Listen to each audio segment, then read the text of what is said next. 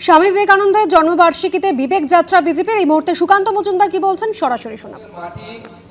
এক সময় ভারতবর্ষকে বিবেকানন্দের মতো প্রতিভা দিয়েছি, রবীন্দ্রনাথকে দিয়েছি, আমরা বিজ্ঞান ক্ষেত্রে একের পর এক বিজ্ঞানী দিয়েছি, সেই আচার্য প্রফুল্লচন্দ্র ঘোষ হোক বা অন্যান্যরা হোক। আমরা প্রশান্ত মহলানবিশের মতো পরিসংখ্যানবিদ দিয়েছি, আমরা একের পর এক নোবেল লরিয়েট দিয়েছি। আজকে সেই পশ্চিমবঙ্গের মাটিতে ফাইল চোর ঘুরে বেড়াচ্ছে।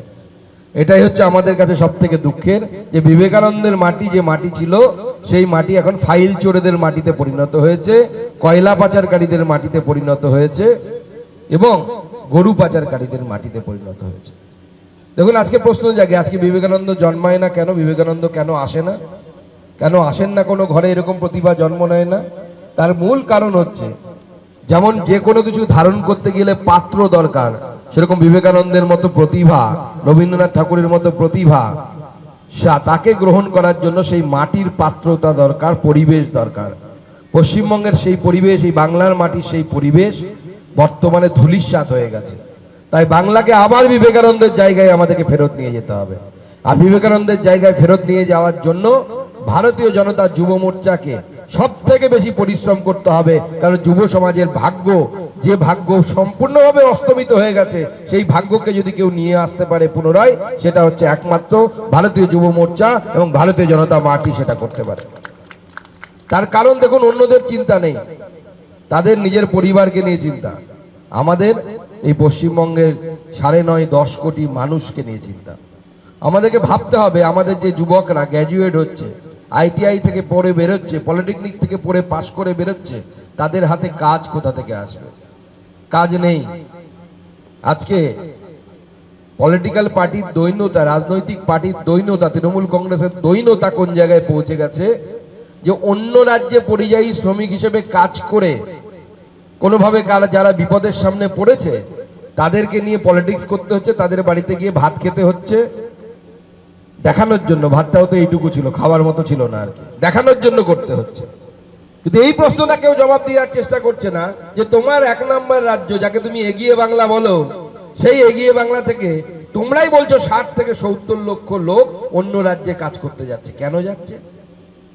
তার কোনো জবাব তাদের কাছে নেই। কেন আমার 60 থেকে 70 লক্ষ মানুষের হাতে আমরা কাজ দিতে পারছি না?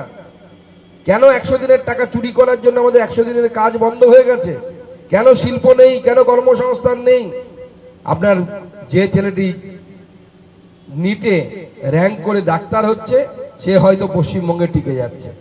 যে জেই অ্যাডভান্স দিয়ে IIT-তে পড়তে যাচ্ছে, যে জেই মেন্স দিয়ে যাদবপুর বিশ্ববিদ্যালয়ে ইঞ্জিনিয়ারিং পড়ছে বা বেসুতে, সেখানে ইঞ্জিনিয়ারিং পড়ছে, খোঁজ নিয়ে দেখুন তো লাস্ট 10 বছরে এই সমস্ত ইঞ্জিনিয়ারিং ইনস্টিটিউটের যারা প্রথম 5 জন বা 10 জন ছাত্র ছিলেন, লাস্ট 10 বছর বলুন, 15 বছর বলুন, তারা কোথায় আছে? তাহলে তো ভারতবর্ষের শুধু নয়, পশ্চিমবঙ্গের একটা ক্রিম ব্রেন। খোঁজ নিয়ে দেখুন, যারা ইঞ্জিনিয়ারিং পড়ে যাদবপুর থেকে, বেসু থেকে, IIT খড়গপুর থেকে বা অন্য IIT থেকে যারা বিটেক করছে, তারা কেউ পশ্চিমবঙ্গে নেই।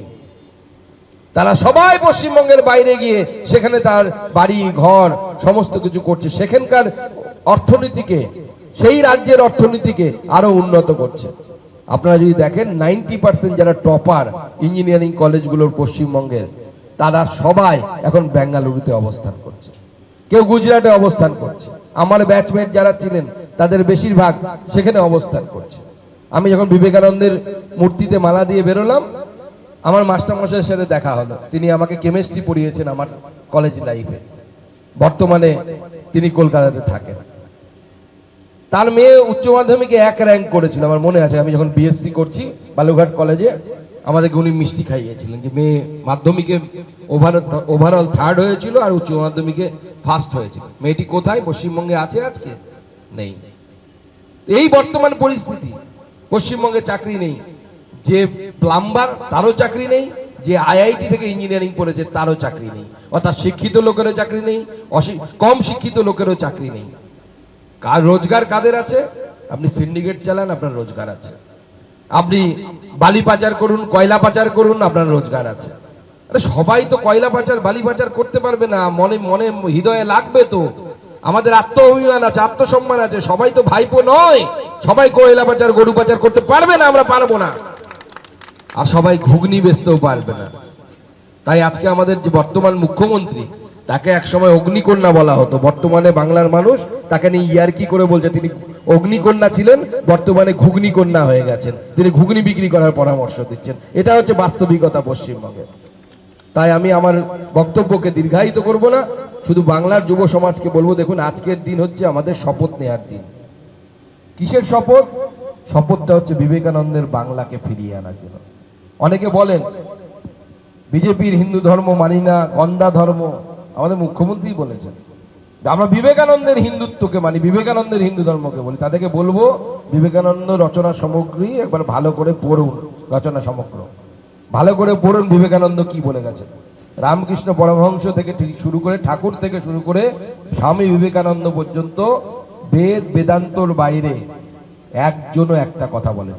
এমনকি স্বামীজি বলেছেন যখনই কোনো আমাদের মধ্যে ধর্মীয় ভাবে কোনো কনফ্লিক্ট বা কিছু আসবে, বেদান্তকে ফলো করার কথা বলেছে স্বামীজি। সারা জীবন বেদান্তের কথাই বলে গেছে, বেদের নির্যাস যেখানে আছে, নতুন কিছু বলেননি। ভাই brothers and sisters of America, যেটা নিয়ে আমরা শুনি যে গোটা আমেরিকা অবাক হয়ে গেছিল, কার বাণী? বেদের বাণী।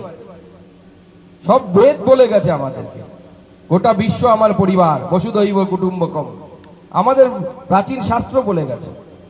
আজকে সেই বিবেকানন্দের বাংলাকে ফেরত আনার প্রয়োজন আছে।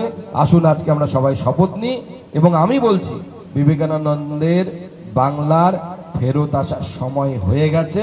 আগামী দিনে বিবেকানন্দের বাংলা তৈরি হবে। তাই যারা, আমি আজ সকাল সকাল তাড়াহুড়ো করে এলাম, কারণ আমি শুনলাম যাদের নাম কয়লা পাচার কাণ্ডে আছে, যাদের নাম গরু পাচার কাণ্ডে আছে, তারা বিবেকানন্দের ওখানে ছবি দেবে। আবার এসে দেখি বিবেকানন্দের ছবি নেই, তার ছবি দিয়ে যুবরাজ যুবরাজ লেখা আছে।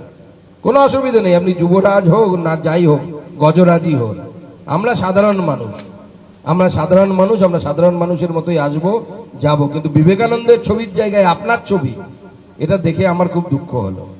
আপনার বিধায়ক হয়তো আপনার পা চাটতে গিয়ে আরো বেশি করে দিয়েছে। তো বিবেকানন্দের ছবি না লাগিয়ে বিবেক গুপ্ত যদি ভাবেন, নিজেকেই বিবেকানন্দ ভাবেন, তাহলে মানুষ ঠিক করে নিয়েছে বিবেক গুপ্তকেও গুপ্ত করার ব্যবস্থা এই বাংলার মানুষ করবে, এই কলকাতার মানুষ করবে। সেই সময় আসছে, আপনারা সবাই প্রস্তুত হন। সবাইকে নমস্কার জানিয়ে আমি আমার বক্তব্য এখানে শেষ করছি। সবাই খুব ভালো থাকবেন।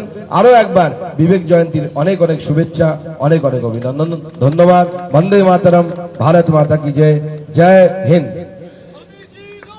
এবার আমাদের মাঝে বক্তব্য রাখবেন সিমলা স্ট্রিটে বিজেপির শ্রদ্ধা জ্ঞাপন এবং তারপর বিবেক যাত্রা। সেই বিবেক যাত্রা গিয়ে শেষ হলো শ্যামবাজারে। বক্তব্য রাখলেন সুকান্ত মজুমদার। একাধিক রাজনৈতিক কর্মকাণ্ড কিন্তু আজ স্বামীজির বাসভবনকে কেন্দ্র করে, যেরকম বিজেপি শ্রদ্ধা জ্ঞাপন, অন্যদিকে শ্রদ্ধা জ্ঞাপন তৃণমূল।